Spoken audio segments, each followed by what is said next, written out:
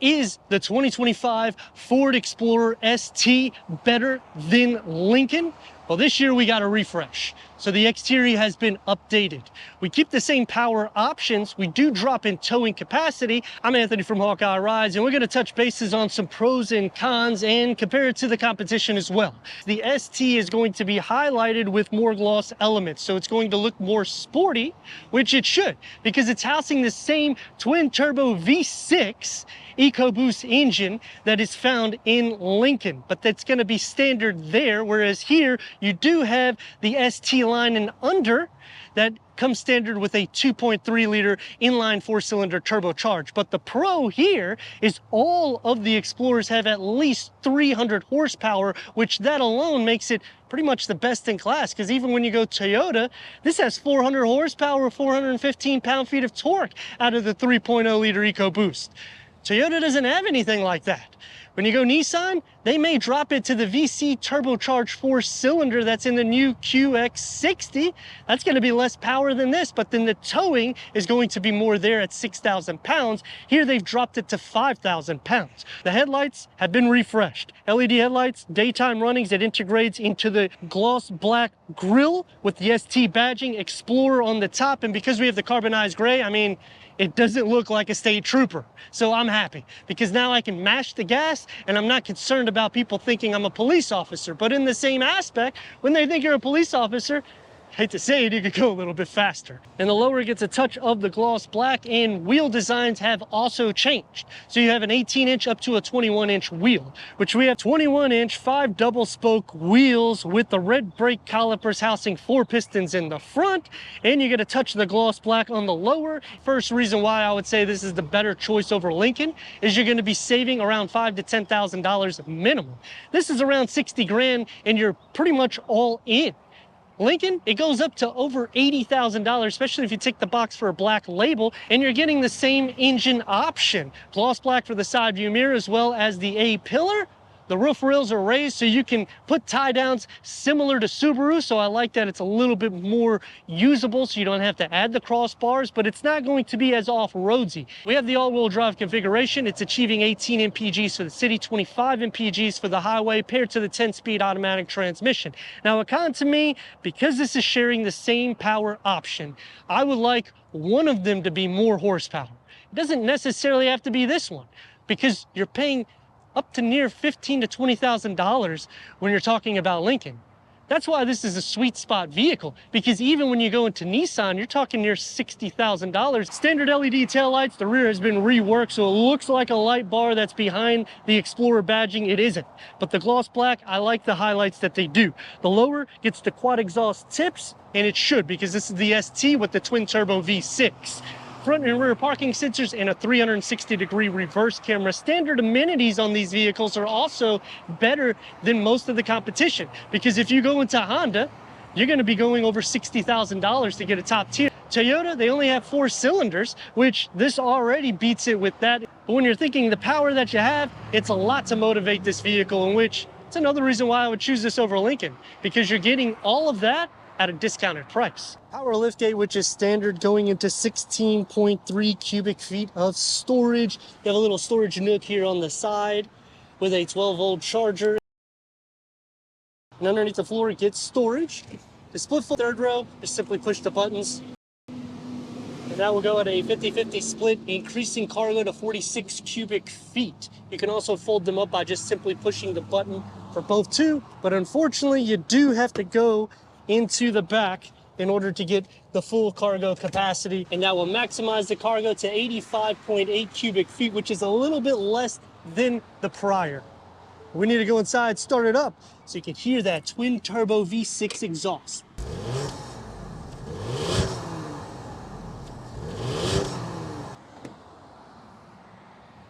14-way power seat adjustment, heated, ventilated front seats. That's going to start on the ST with the ST badging, Active X seating, plus massage seats. Ford Performance badging. Let's fire it up.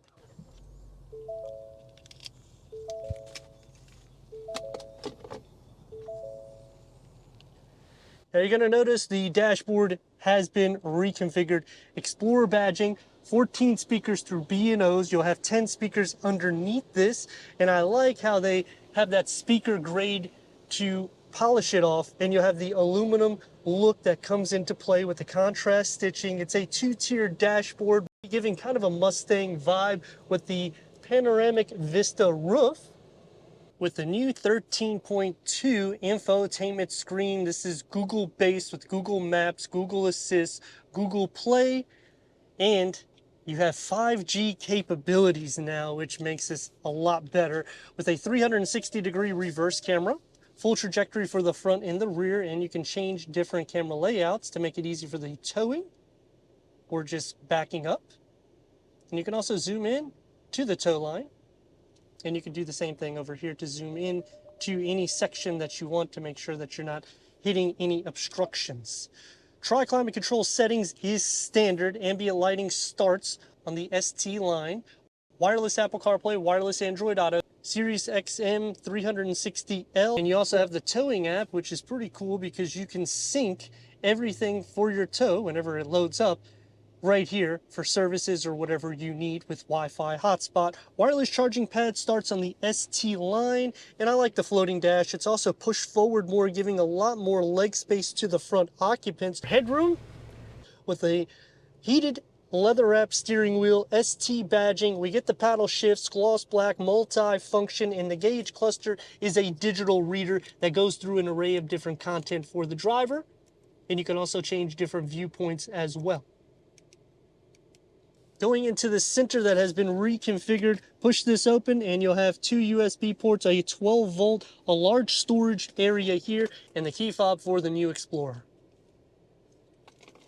You'll still have the rotary knob, so it just gives you a little bit more functionality, but no pass-through, which is a con to me. They do add a sleeve here on the passenger side, so at least you can put some mail. Driving mode select, you'll just toggle through here when you have a lot of different driving modes, which they give you a little video of what they do. I think it's kind of cool that Ford does this. This is all derived from what they used to do with the Bronco. They still do it, obviously. Sport mode, which will probably be engaged in a little bit more so with this. It's soft to touch, opens up into a deep storage pocket with two more USB ports.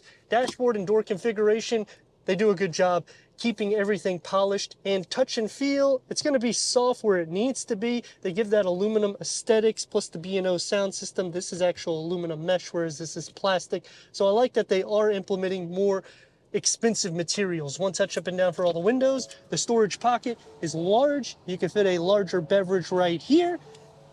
Going into the back, so you can see that opening. Manual seat adjustments. These are captain seats. Leg space is not going to be an issue, nor is headroom. You do sit up a little bit higher here than you do the third row, which you'll see. And you can adjust these forward, which would make it a little bit more desirable for somebody at 6'3" to fit in the back. However, it's going to be a little bit tight for me here.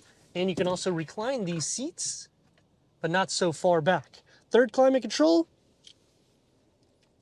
Heated rear seats, USB ports, home plug, storage behind both of the front seats with the grab handle, air vents in the ceiling, a large area you can fit your clothing, and manual sun shades to polish it off. And they keep the aluminum inlays, but then they add the plastic to surround them, which is a con to me because they're doing such a good job with the speaker mesh now.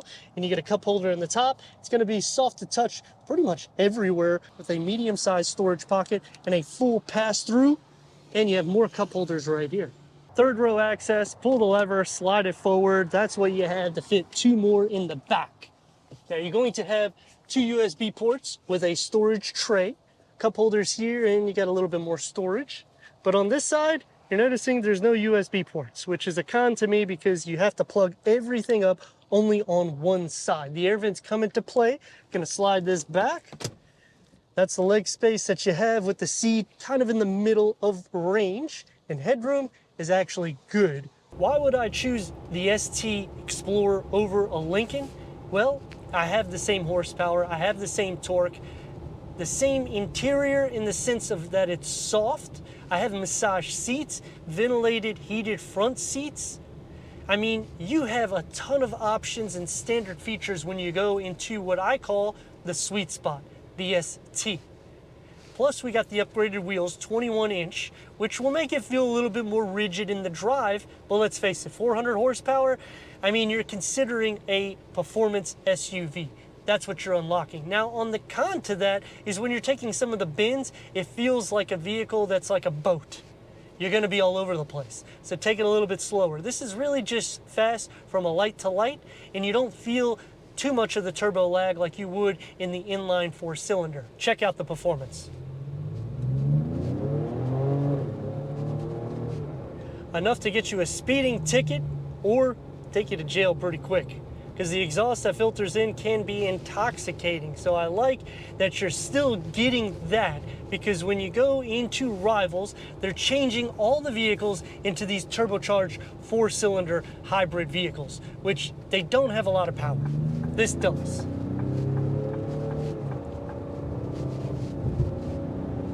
It just takes off. Sound deadening is good. Ride quality is good. If you're all right with a little bit of the imperfections coming in, I think you'll be fine with these upgraded 21-inch wheels.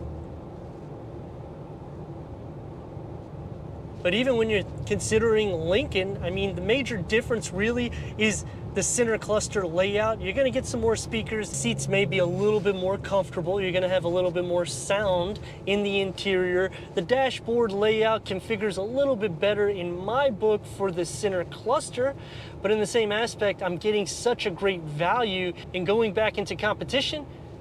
Honda, Toyota, they're not gonna offer things like massage seat, so this already beats it. Plus the performance, the towing capabilities, it's right at the same numbers.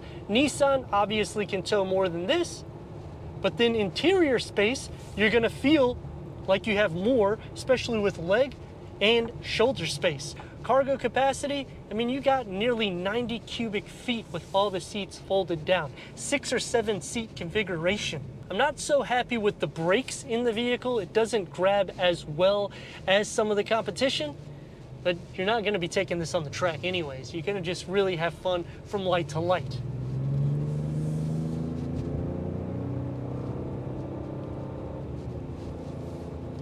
And changing the driving modes, it doesn't really change the drive too dramatic, so I like that, because when you go into Nissan and you put it into Eco, it feels like the pedal is 10 pounds. Here, that's not gonna be the case.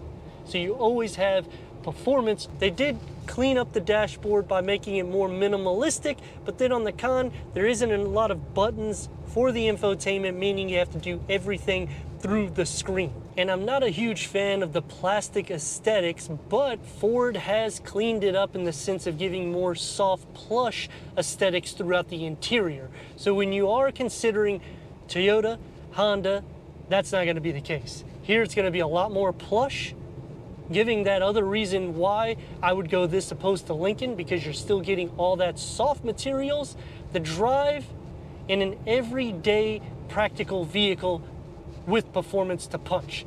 But let me know your thoughts in the comments, and if you're new to the channel, consider subscribing. Check out the next video, merchandise, website, and Instagram. Leave a comment and a like, and I'd like to thank Furman Ford for giving us this 2025 Ford Explorer ST for our car review.